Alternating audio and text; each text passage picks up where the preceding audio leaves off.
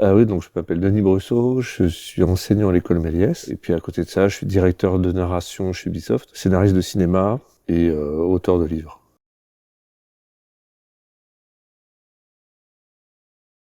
C'est un réalisateur qui a littéralement piraté euh, l'industrialisation du monde. Lui, il a vu le moyen de s'en servir comme une porte vers l'imaginaire. Il a fait en sorte que l'ère industrielle, c'était mon analyse personnelle, mais il a fait en sorte que l'ère industrielle ne nous assimile pas, parce que cette industrie a été détournée par lui à des fins de permettre à l'homme de continuer à rêver et donc de se réapproprier son destin.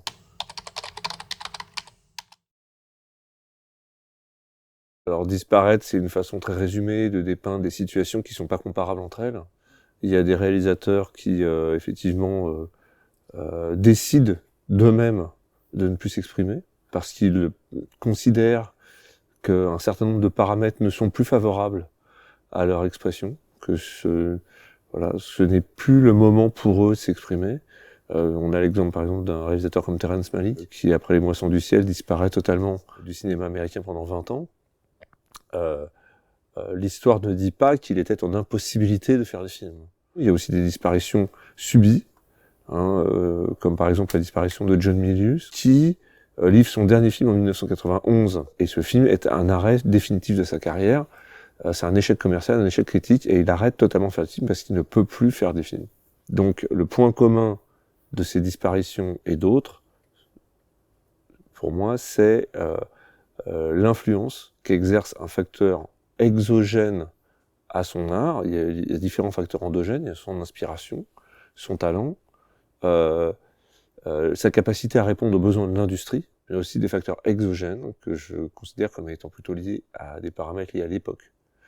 Et que l'époque, quand elle change la donne d'une façon parfois beaucoup plus rapide que la capacité des réalisateurs à s'adapter à elle.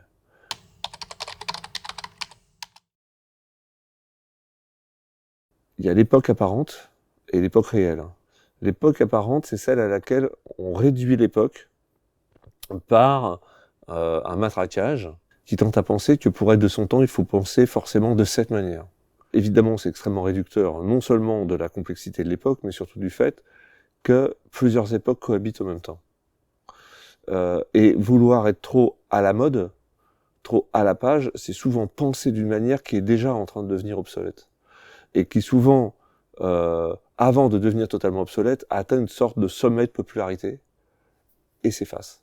Par exemple, Stanley Kubrick, c'est quand même quelqu'un qui a un style extrêmement arrêté, qui a une manière de faire qui est très peu dans la mode, très peu dans la norme, qui a eu cette intelligence, je ne sais pas s'il était calculé ou non, mais il y avait probablement une grande part de calcul chez lui, de toujours choisir des sujets ou des matériaux qui, eux, étaient de leur époque. Et on a aussi un cinéaste comme Steven Spielberg, par exemple, qui, lui, est un modèle de longévité. Je pense que Spielberg, lui, pour le coup, est pas du tout un cinéaste à la mode. Je pense qu'il choisit des sujets qui ne sont pas du tout à la mode. Il est généralement un cinéaste plutôt passéiste et nostalgique. Mais en revanche, son style, lui, modernise ces sujets et les rend extrêmement attractifs et séduisants pour le public, quand bien même jusqu'à ce qu'il fasse son film, ce sujet n'intéressait pas forcément le public. Ce qui fait que lui génère des modes. Et puis il y a un autre style de cinéaste qui dure longtemps, ce sont ce que j'appelle les cinéastes franchises. Ce sont des réalisateurs qui doivent leur permanence au fait que leur style est suffisamment codifié pour qu'on attende leur style et non pas leur adéquation à l'époque.